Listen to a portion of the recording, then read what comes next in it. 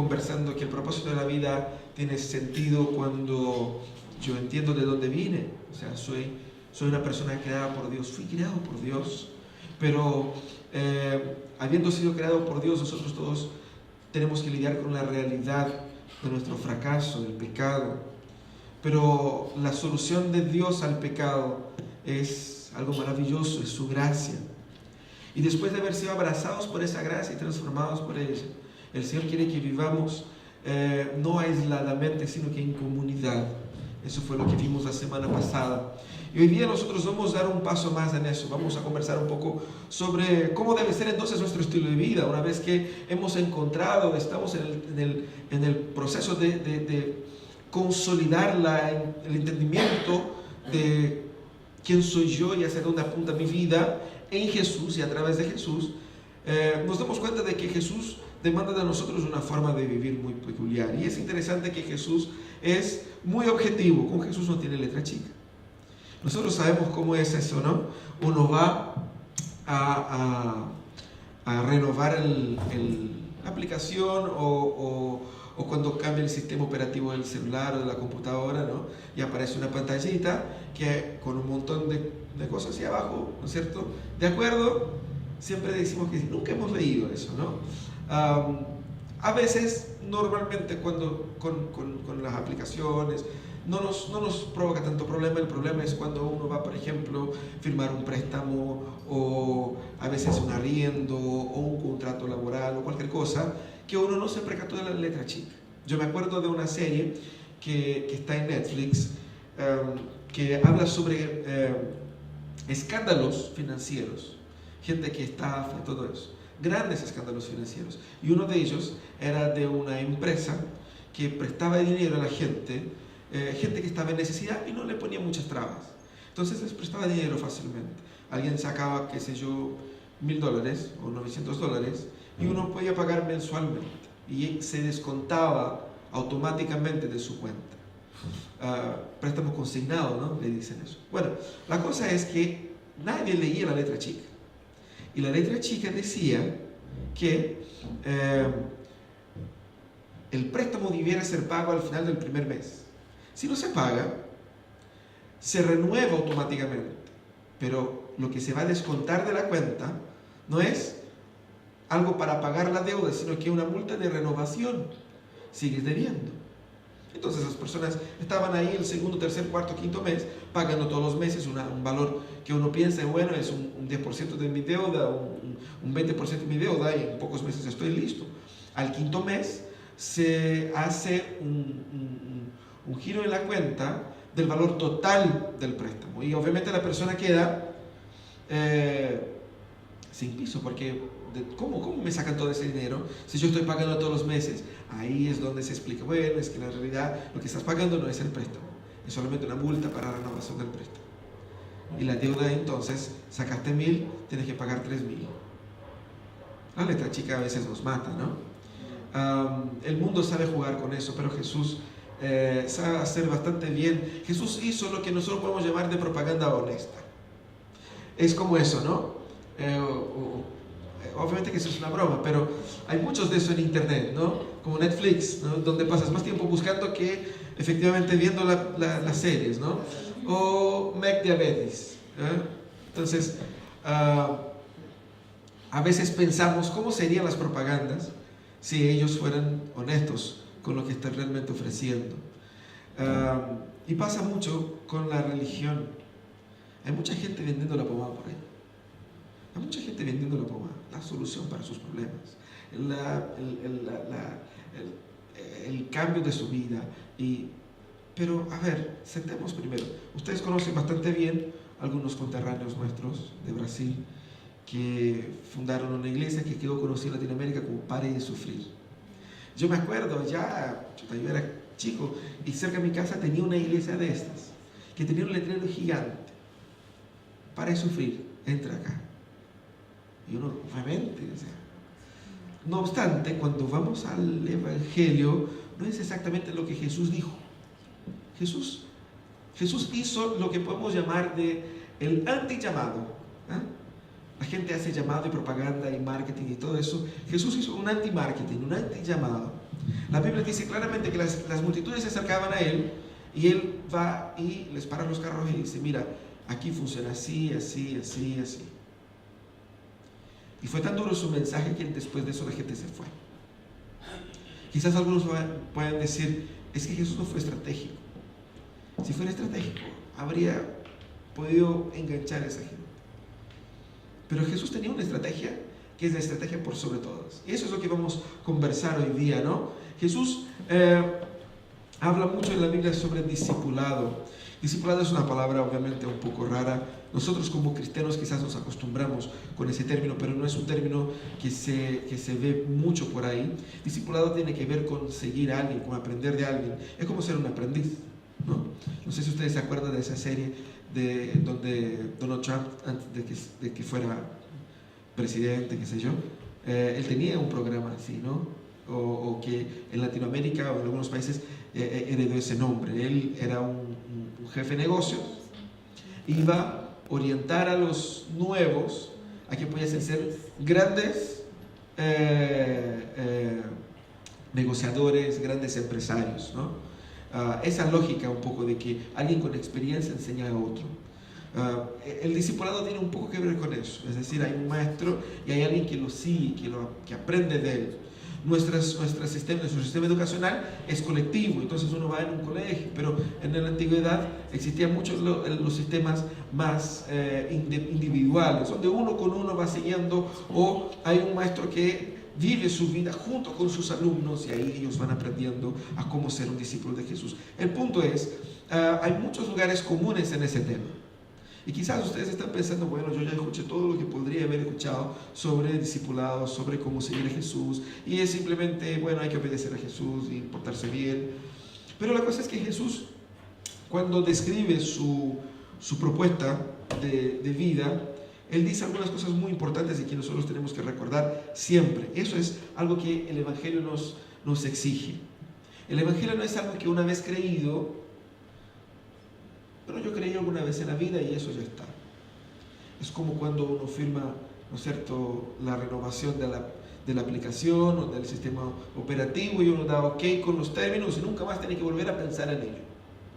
El Evangelio es algo que yo tengo que volver todos los días a repensar. Y de hecho, cuando Jesús dice esas palabras que vamos a leer, lo que Él dijo de tal manera que nosotros todos los días consideráramos lo que Él está diciendo. Vamos a echar una mirada en lo que dice Lucas, el capítulo 15, de los versículos 25 al 35. Es un texto muy conocido. Dice, grandes multitudes seguían a Jesús. Y Él se volvió y les dijo, si alguno viene a mí y no sacrifica el amor de su padre, de su madre, su esposa, sus hijos, a sus hermanos, a sus hermanas y aún a su propia vida, no puede ser mi discípulo. Lean ustedes esa diapositiva ahora. El que no carga su cruz y me sigue no puede ser mi discípulo. Supongamos que alguno de ustedes quiere construir una torre. ¿Acaso no se sienta primero a calcular el costo para ver si tiene suficiente dinero para terminarla? Si echa los cimientos y no puede terminarla, todos los que la vean comenzarán a burlarse de él. Y dirán, este hombre no pudo terminar lo que comenzó a construir. O supongamos que un rey está a punto de ir a la guerra contra otro rey. ¿Acaso no se sienta primero a calcular si con 10,000 hombres puede enfrentarse al que viene contra él con 20,000? ¿Ustedes? Si no puede, enviará una delegación mientras el otro está todavía lejos, para pedir condiciones de paz. De la misma manera, cualquiera de ustedes que no renuncie a todos sus bienes no puede ser mi discípulo. Todos juntos. La sal es buena, pero si se vuelve insípida, ¿cómo recuperará el sabor? No sirve para la tierra ni para el abono, hay que tirarla fuera. El que tenga oídos para oír, que oiga. Jesús, con ese tipo de mensaje, obviamente que Jesús no llenaba estadios. Con ese tipo de mensaje, obviamente que Jesús no generaba así como una multitud de gente enloquecida por Él, gritando su nombre, pero seguramente con ese tipo de mensaje Jesús generaba un tipo de compromiso con aquellos que realmente son. Cuando hablamos de discipulado, nosotros estamos hablando del verdadero cristiano, aquel que es cristiano de verdad. Si uno se pregunta, ¿cómo es un cristiano de verdad? Un cristiano de verdad es un discípulo. ¿Cómo es un discípulo? Es como Jesús escribe aquí. Quizás esos términos parecen muy duros, pero vamos a destrinchar un poco eso. ¿Qué es lo que Jesús quiere decir que tengo que tener para ser un discípulo? Quiero poner antes un hincapié. Jesús repite, ¿no?, 2 veces, el que no es así, no puede ser mi discípulo. Pero la palabra poder, obviamente que nuestro idioma puede tener varias énfasis. La idea de poder aquí no es una idea de poder de tener autorización. Es poder en un término de capacidad. Aquel que no ama más a mí que toda su familia, incluso a sí mismo, no es capaz de ser mi discípulo. Aquel que no toma su cruz y me sigue no es capaz de ser mi discípulo. Entonces ese es un término de capacidad más que de autorización. Entonces Jesús nos da aquí algunas ideas bien claras de Jesús me ama, Jesús me salvó, yo creo en Él. ¿Y qué pasa? Lo que pasa es esto. Lo que pasa es que si yo he entendido quién es Jesús, si realmente he entendido quién es Jesús, yo sabré valorar lo que Jesús significa. Sabré valorar lo que Jesús significa. Cuando Él dice, el que no... la palabra puede ser traducida como en otras traducciones bíblicas por aborrecer, el que no aborrece, ¿no es cierto? El que no ama menos. Esa palabra también fue utilizada cuando Jacob, que tuvo 2 mujeres, él amaba menos a Lía. Pero la palabra es la misma, es aborrecer. Entonces, la idea aquí no es que no ames a su familia, no ames a su esposa, sigue amando a su esposa, ¿ya? A su marido, ¿cierto? Sigue amando a sus padres, sigue amando a sus hermanos. El punto no es este. El punto es, ¿a quién amas más? ¿Cómo sabré yo a quién amo más? Jesús hace una lista de personas. Primero, en primer lugar, Él pone a los padres. El padre es quien da mi nombre. Pensemos en esa cultura, ¿no? Es quien da mi nombre, es mi identidad. Mi padre no solamente es un progenitor, pero yo llevo su nombre. En aquella cultura, literalmente, bueno, nuestra también, pero era Juan, hijo de Pedro. Ese era su nombre, esos eran sus apellidos. No habían apellidos tal cual como nuestra cultura tiene. Entonces, el padre tenía eso. La madre tenía que ver con el primer amor de uno. ¿Se han dado cuenta? Las madres son la madre normalmente es la primera persona por la cual nosotros nos enamoramos. Obviamente que todos amamos a los padres también, pero ella te sacó de dentro de sí misma, te alimentó, te vistió, te cuidó. Y Jesús está diciendo que no solamente renuncies a su propia identidad en cuanto a nombre, pero también al amor más precioso que puedas sentir, que es por su propia madre. Pero luego Jesús, eso todo tiene que ver con la relación de personas que están por sobre uno, que son autoridad sobre uno. Mis padres son autoridad sobre mí. Luego, ahora yo paso a ver el amor hacia las personas sobre las cuales yo tengo autoridad sobre ellos. Yo soy responsable de cuidar, en el caso de Jesús hablando, pensando en el hombre también. Estoy hablando, estoy expresando mi autoridad hacia mi mujer y mis hijos. Yo soy responsable de ellos. Yo respondo por ellos. Yo les amo. Yo estoy tratando de cuidar de ellos, de protegerles a ellos. Lo que Jesús dice es que incluso a su mujer, que es el amor de su vida, incluso a sus hijos, que es su legado, a ellos incluso tienes que amar menos. Y luego pone en un tercer nivel de autoridad, que es el nivel de los hermanos. Los hermanos son los primeros amigos que tenemos en la vida. Y con los hermanos estamos a la par. Obviamente que hay gente que no se lleva muy bien con su hermano de sangre, ¿no? Y busca otros hermanos en otros lados. Pero la realidad es que en un contexto familiar de muchos hijos, el hermano es el primer amigo que uno tiene. Y el hermano es alguien que está a la par de uno. Es mi comunidad. Entonces Jesús dice, tienes que amar menos a los que están por sobre ti, a los que están bajo a ti y a los que están a tu lado.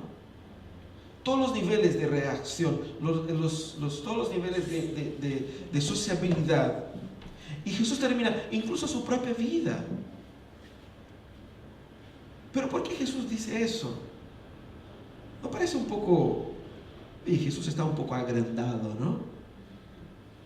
Un poco demasiado. A ver, Jesús, ok, bonito lo que hiciste, pero no será mucho. Ese es el punto. ¿Qué realmente hizo Jesús? ¿Qué realmente hizo Jesús para que valiera tanto? El punto aquí, y lo que Jesús quiere destacar es, si entiendes quién es Jesús y cuánto vale Jesús, seguramente vas a amar a Él más que cualquier otra cosa. Este es el punto. ¿Quién puede ser discípulo de Jesús? Aquel que realmente haya entendido quién es Él. ¿Quién es Jesús? Yo no puedo ser un discípulo de Jesús si tengo mi corazón en otro que no sea Jesucristo. Porque si es así, estoy mostrando que yo efectivamente no creo en Él.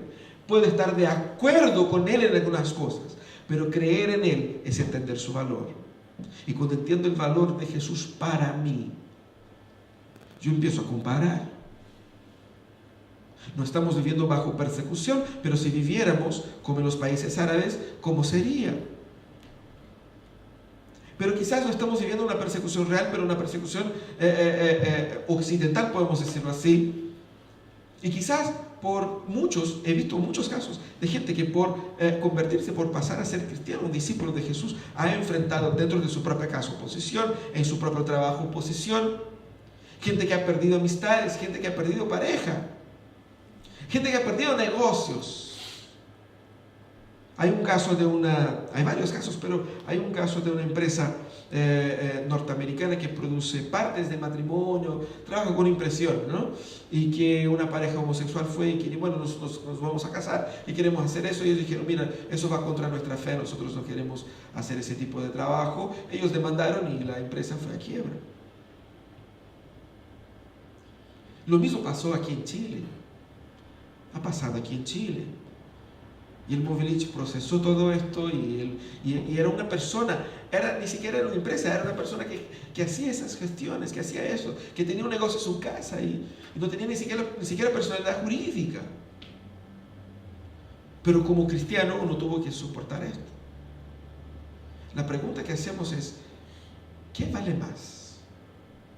Había un programa en Brasil en los 80, donde uno estaba dentro de una caja hermética y no escuchaba nada. Y afuera la gente le ofrecía trocar cosas. Tienes un carro 0 kilómetros, un auto nuevo, última generación. Nosotros te ofrecemos cambiar por ese lápiz. Y la persona solo podría decir sí o no. Ella no sabía. Ella no entendía qué es lo que me estaban ofreciendo en cambio. Y la gente al lado fuera desesperada. Imagínense la familia. ¿Quieres cambiar ese auto por este lápiz? Sí, la gente no. Pero la persona no puede escuchar. Cuando no estás consciente del valor de las cosas, no sabes cómo manejarlas. El que entiende el valor de Jesús, entiende el valor de su familia, entiende el valor de sus padres, de su padre, de su madre, de su esposa, de sus hijos, de su pareja, de su familia, de sus bienes, incluso de sí mismo. Cuando yo no entiendo el valor de Jesús, yo no entiendo el valor de nada más. Básicamente es eso lo que Jesús quiere decir. ¿Cómo puedo ser yo un discípulo teniendo Jesús como lo más precioso que pueda haber para mí? ¿Por qué Jesús es lo más precioso que puede haber para mí? Porque la cruz que nosotros tenemos no es solamente un símbolo, no es solamente una representación hipotética, simbólica, metafórica, es algo real.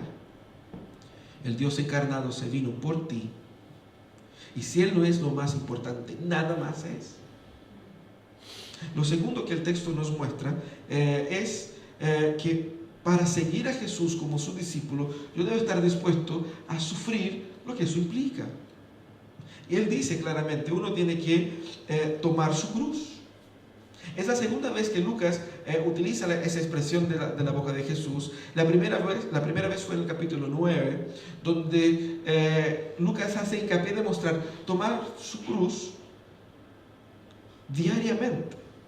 Ahora, hemos dicho, de la misma manera que la expresión discípulo, la expresión cruz es muy común en el cristianismo.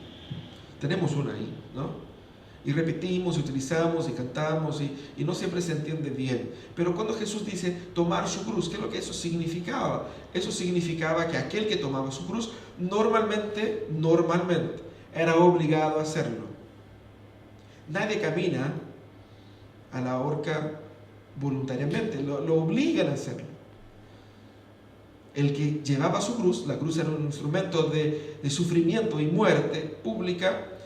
Aquellos condenados eran obligados a cargarla. No solamente iban a morir en ella, pero parte del sufrimiento era cargar esa cruz para que sirviera de ejemplo para los demás. Para que todos pudiesen ver, mira, él hizo esto y eso es lo que le está pasando. Entonces, el cargar la cruz significaba, yo estoy caminando a mi muerte. Y yo estoy caminando una muerte dolorosa y una muerte de mucho sufrimiento, pero además estoy caminando hacia una muerte de profunda vergüenza. Es el clímax de la exposición y vergüenza pública. Nosotros imaginamos que Jesús en la cruz estaba con sus partes íntimas cubiertas, pero era parte de la exposición y de la vergüenza. No. Ellos estaban públicamente expuestos. Imagínense la gente toda gritando, ladrón, ladrón, a cada uno de esos que pasaban por la cruz. Lo que Jesús quiere decir es, no, ustedes no deben hacer como estos que cargan su cruz obligatoriamente. No, ustedes deben buscar cargarla ustedes mismos, voluntariamente. Deben estar dispuestos a voluntariamente soportar el sufrimiento, el dolor, la privación, la vergüenza que eso pueda provocar por la causa del Evangelio. Por haber creído en Jesús, deben estar dispuestos a poder sufrir todo lo que esto implica. Eso es interesante porque cuando nosotros pensamos en un cristianismo contemporáneo, uno imagina en algo que me va a quitar problemas de la vida, que me va a solucionar la vida, que me va a arreglar la vida. Yo no quiero algo para que me siga complicando la vida. He conocido mucha gente que cuando conoce el Evangelio, cuando recibe a Jesús en su corazón, el día siguiente lo echan del trabajo. Empiezan a tener problemas con su familia, alguien cae enfermo y uno dice, pucha, yo nada de eso me había pasado antes. Pero conocí al Señor y parece que mi vida está desmoronando. Jesús sabe bien cómo es nuestro corazón y cuando Él dice eso, Él dice porque nosotros somos seres humanos que están muy dispuestos a trabajar lo máximo que podamos para nuestra comodidad. ¿Por qué trabajamos por nuestra comodidad? Porque nosotros nos amamos. Nos amamos. Pero nosotros también experimentamos sufrimiento, vergüenza y dolor por cosas que nosotros creemos. Si usted estuvo alguna vez en una carrera universitaria, usted sabe qué es lo que es sufrimiento, desesperación. Pucha, no termina nunca. Son 5 años, pero parecen 20. El fin de mes, el pagar el arancel, todo el costo que eso implica, y que uno es bueno, tiene que rendir la prueba, y tiene que dar de nuevo, y tiene que trasnochar, y tiene que... ¿Por qué haces eso? ¿Por qué nos exponemos a este tipo de sufrimiento, de estrés? ¿Por qué? Estamos en busca de algo, creemos en algo y creemos que vale la pena. Por eso sufrimos. Por eso sufrimos. Se cuenta la historia de que hay chilenos que todavía están pagando los boletos de Sudáfrica, ¿no? Que están, algunos que ya se habían comprado los boletos de Rusia por fe y parece que esa fe no les retribuyó. Bueno, pueden ir a ver buenos partidos, ¿no? Pero no van a ver su selección. ¿Por qué alguien hace eso? Porque alguien ama y cree en una idea y sigue y sirve a esa idea. con todo el sacrificio que eso implica. ¿Por qué alguien en la vida haya decidido estudiar enfermería, por ejemplo? Estar todos los días en el hospital es una tortura cuando uno ya es enfermo y tiene que ir. Imagínense trabajar ahí. O estudiar matemáticas para uno que a mí no me gusta. Imagínense todos los días trabajando con eso. Y yo me acuerdo que mi hermano decía, tengo un hermano que es ingeniero, y él dice, años atrás, me dijo, mira lo que estoy haciendo, ¿no te gusta? No, él lo estaba haciendo en sus vacaciones por entretención, resolviendo ahí problemas matemáticos y estudiando libros de matemáticas. ¿Qué tiene en la cabeza esa persona? Algo ha visto ahí para hacer con que eso valga la pena. Ese es el punto aquí. Cargar la cruz es entender que Jesús vale la pena. Yo no me avergüenzo de esto. Eso me va a llevar a malos ratos, pero lo aguantaré, lo soportaré, lo enfrentaré, porque yo entiendo quién es Jesús. Yo entiendo lo que Él hizo por mí y yo entiendo hacia dónde voy. Pero Jesús no solamente dijo, tiene que cargar su cruz. Y no entiendan la cruz, a veces uno piensa, ¿no? Cargar la cruz como vivir cerca de la suegra. No, no es eso. Cargar la cruz no es ese tipo de sufrimiento que uno tiene por ser una persona imperfecta. Hay personas que son pésimos profesionales. Y por ser un pésimo profesional, constantemente está trabajando nuevas propuestas de trabajo. Le echan de acá y uno está buscando por otro lado y dice, que estoy sufriendo por Jesús. No está sufriendo por Jesús, está sufriendo por ser ignorante, está sufriendo por ser un pésimo trabajador, está sufriendo por ser una persona pesada, una persona que tiene que trabajar en su carácter todavía. No es ese tipo de sufrimiento. No es el sufrimiento provocado por el pecado en nuestras vidas, por la condición humana de como pecadores estamos a la disposición de las enfermedades, y uno va a morir físicamente. Eso tenemos que entender. Y la enfermedad nos puede llegar una enfermedad A, B o C. No es porque yo estoy bajo una enfermedad que yo estoy sufriendo por Jesús. No, eso está sufriendo como mucha gente. Sí, Jesús también sufre. El punto es, los sufrimientos acá son aquellos sufrimientos que yo tengo que cargar, la vergüenza, la exposición, por haber creído y defender y seguir creyendo en Jesús. Cuando alguien me rechaza por cuenta de eso. Pero Jesús dice, no solamente cargar su cruz, pero por sobre todo, entender que yo como discípulo de Jesús, yo tengo que seguir a Él. Y parece bastante lugar común decir, bueno, tengo que seguir a Jesús. Seguir es literalmente caminar bajo sus pasos. Pero cuando nosotros estamos caminando bajo los pasos de otro, no sabemos hacia dónde ese otro me llevará. Eso pasa cuando estamos en dos autos y tenemos que ir a un determinado lugar donde solamente uno de ellos sabe. Entonces uno va adelante, el otro va atrás, ¿cierto? Uno va siguiendo. Dobla a la derecha, dobla a la derecha. Dobla a la izquierda, a la izquierda. A veces uno avanza y deja el de atrás en el semáforo, ¿no? Y desaparece. Ya nos ha pasado un par de veces. ¿Qué es lo que pasa con esto? Seguir a alguien es literalmente confiar que mi futuro está en las manos de esa persona. Nos cuesta. Esa es la parte más difícil. Difícil es sufrir por Jesús. Porque sufrimos por un montón de cosas. Por un montón de cosas. Difícil no es amar menos a la familia. Hay gente que ya está en eso, ¿no? No sé, yo ya amaba menos mismo. Ya no amaba mucho. Ya no tenía, ni siquiera la llamo. No es eso. Seguir es entender que mis planes, mis proyectos están envueltos en la incertidumbre de los planes de Jesús. ¿Pero por qué incertidumbre? Porque yo no los veo. Yo no tengo la certeza absoluta de qué es lo que Jesús va a hacer mañana, dónde va a doblar en la próxima esquina. Yo sé hacia dónde llegaremos al final, pero cómo eso se dará en el día a día, yo no sé. Entonces, hay ahí lo que se llama en la Biblia de fe. Fe es la certeza de que yo no sé por cuál camino me llevará Jesús.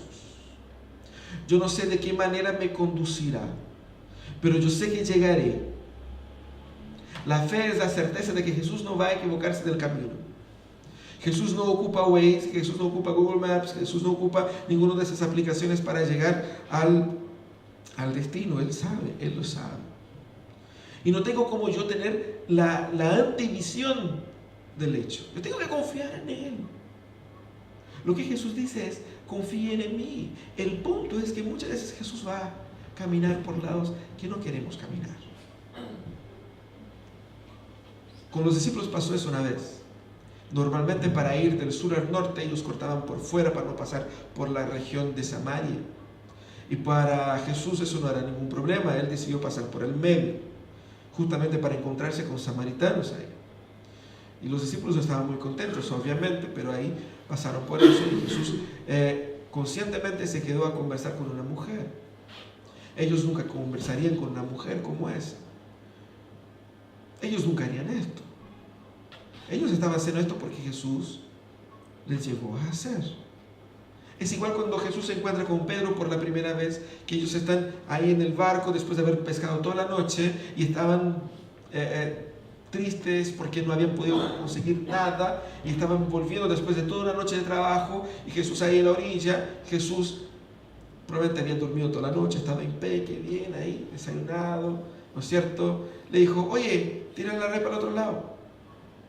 Jesús era una persona completamente fuera del contexto de la pesca. O sea, Jesús no era pescador. Jesús era hijo de un marcenero. Jesús no conocía el negocio. Y la respuesta de Pedro muestra eso. Pedro no dijo con esas palabras, pero si Pedro fuera chileno, ¿qué te creí? ¿Sí o no? Sí, si toda la noche estamos aquí, ¿y qué sabes tú?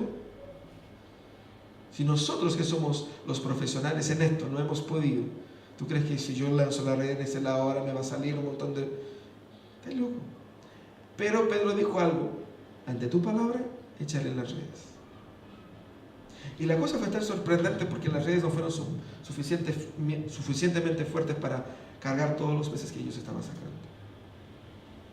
Eso es lo que pasa cuando nosotros abandonamos nuestra confianza en nuestros planes para seguir a los planes de Jesús. Los planes de Jesús normalmente nos conducirán a lugares que no queremos ir, pero Él sabe por qué tenemos que ir por ahí. Porque ya no estamos viviendo para nosotros mismos. Si yo sigo los planes de Jesús, no vivo para mí, vivo para Él, para los propósitos de Él. Tengo otra agenda. Un paréntesis, otra agenda es el tema del mensaje de la próxima semana, ¿no? Debo confiarle a Él mi futuro, pero ¿cómo yo entonces puedo aterrizar eso? Y Jesús aterriza eso de una manera muy clara, mostrando 2 o 3 parábolas aquí. La primera parábola, Él dice lo siguiente, ¿quién de ustedes que antes de construir una torre no sienta primero si tiene los dineros para terminarla? Para no pasar que pueda empezar y después no tenga recursos para terminarla. ¿Qué quiere decir con esto? Yo estoy diciendo todo esto para ustedes, para que ustedes sepan desde un principio lo que cuesta ser discípulo de Jesús. Cuesta. Por lo tanto, piénsalo bien. Porque no quiero que nadie se llegue aquí con meses después y dice, pues estoy engañado. No es así. El punto es que esa parábola nos deja ahí como en el aire. Bueno, entonces yo puedo creer en Jesús y no abrazar todo esto. ¿Cómo funciona? Puede estar indiferente. Y Jesús viene con otra parábola. La siguiente parábola dice que no hay lugar intermedio. Es como un hombre que él ya tiene, es un rey, que ya tiene un otro rey que viene en contra de él. Él viene en contra de él. ¿Qué hace ese uno? Él tiene que pensar, bueno, ¿puedo yo con los 10,000 que tengo vencer a los 20 que él tiene? Seguramente no. Entonces, él tiene que entender que desde un principio no puede vencer. Él sabe cuál es la solución. La única solución posible, si él quiere seguir viviendo, es enviar una comisión de paz para que pueda conversar ahí y solucionar ese problema. ¿Qué quiere decir Jesús con esto? Jesús quiere decir que no hay un lugar intermedio. Hay un enemigo que te ataca. Hay una decisión que tienes que tomar. No está Jesús diciendo aquí, tú puedes ser discípulo o no. Jesús está diciendo, no existe otra manera de seguirme a mí si no es siendo discípulo. Y ser discípulo es esto. Todo lo que hemos hablado de la gracia, del amor, de la vida, de la restauración, todo eso pasa por acá obligatoriamente. Porque si yo he entendido en algún momento la vida, el amor, la salvación que tengo en Jesús y la transformación en lo que Él hizo en mi corazón, seguramente me daré cuenta de que yo no tengo otra opción que no sea seguirle a Él. Por eso esa parábola. Y más, Jesús termina diciendo que la sal, que es bastante útil, la echamos en la comida y servía también para proteger a los alimentos de la ¿cómo se llama? Decomposición. La sal, cuando ella pierde el sabor, ella se transforma en algo inútil. ¿A qué se refería Jesús con eso? Él se refería a que muchos de aquellos fariseos de la época, religiosos, ellos, por no entender el Evangelio, por no entender a Jesús, ellos trataban de meterse un maquillaje en la cara, un maquillaje de religiosidad, que engañaba a los demás, que se engañaban a sí mismos, pero que no engañaba a Dios. Lo que Jesús quiere decir es que aquellos que están tratando de venderse a sí mismo la pomada de que, bueno, es que yo soy un cristiano diferente, es que conmigo es diferente, conmigo no funciona así, entiendan que ustedes van a ser como la sal sin sabor. No sirve para nada. Es un cristianismo inútil, es una fe inútil. Y si no sirve, la echamos. Jesús es bien claro en lo que Él presenta. La pregunta que nosotros nos hacemos es: ¿qué te impide ser un discípulo de Jesús? ¿Qué te impide ser un discípulo de Jesús? Quizás te falta volver a reflexionar sobre el valor de Jesús para ti. ¿Qué es lo que es más valioso? Si queremos descubrir qué es lo que es más valioso para uno, tenemos que ver en qué dedicamos nuestro tiempo, en qué dedicamos nuestro dinero, en qué dedicamos nuestra atención. Ahí está lo que valoramos. Porque donde está tu tesoro, ahí estará su corazón. ¿Cuánto vale Jesús para ti? ¿Cuánto vale tu familia? ¿Cambiarías tu salvación por tu familia? ¿Cambiarías tu salvación por lo que has conquistado en la vida? ¿Cambiarías tu salvación por un puesto de excelencia, un puesto de notoriedad? ¿Cuánto vale Jesús para ti? Si Jesús vale todo eso, vale la pena despertar todos los días dispuestos a sufrir por Jesús. ¿Vale la pena? Y si yo entiendo que sí, vale la pena, ¿estoy efectivamente confiándole en mi futuro? ¿O será que yo no estoy con una agenda? Que pongo la agenda sobre la mesa y digo: Jesús, creo en ti, pero nosotros somos para acá. Creo en ti, pero eso primero. Creo en ti, pero yo quiero un empleo aquí en este lugar. Yo quiero una casa de esta manera. Yo quiero hijos así. Yo quiero esta historia. Yo quiero una pareja de esa manera.